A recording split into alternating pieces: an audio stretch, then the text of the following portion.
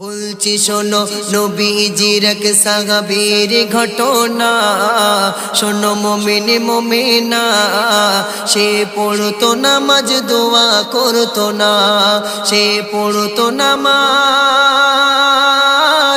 দোয়া করতো না। সব সাহাবী করলো নালিশ দয়ার নবীর কাছে, আপনার সাহাবা তালহা যখন নামাজ পড়তে আসে, মোনাজাতে শেষ না করে যাই গো বাড়ি চলে। শুনে তখন সাহাবীদের নবী দিল বলে, আগামীকাল ফজরের নামাজের শেষে সে দেখা করে আমাকে, যাই কেন সে বাড়িতে চলে। পরের দিনে তালহা যখন নামাজ পড়তে আসে, নবীর কথা সব সাহাবা তালহাকে দিল বলে। নামাজ শেষে বসে আছে নবীর সাহাবা তালহা, দয়ার নবীর সঙ্গে তিনি করিবেন দেখা। মুখটা মলিন করে নবী বলে তালহাকে, তালহা বলো আমাকে কোনো কষ্ট দিলাম আমি তোমাকে?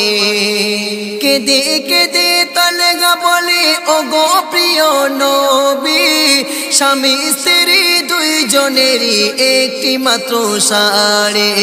আমি যখন ফজরেরই নামাজ পড়তে আসি, উলঙ্গ হয়ে বসে থাকে আমার প্রাণের বিবি।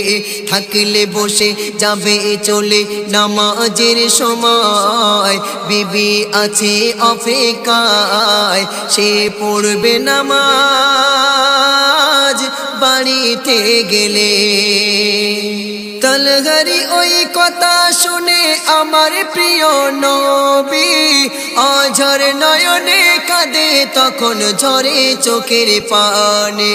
জড়িয়ে ধরে দয়ার নবী বলিল তালহাকে, বলে দিলাম আমি নবী যাবে গো জান্নাতে। অধম কবিরুল বলছে আজ সবাই শোনো না, নামাজকে ভুলো না, নামাজ ছাড়া শান্তি পাবে না।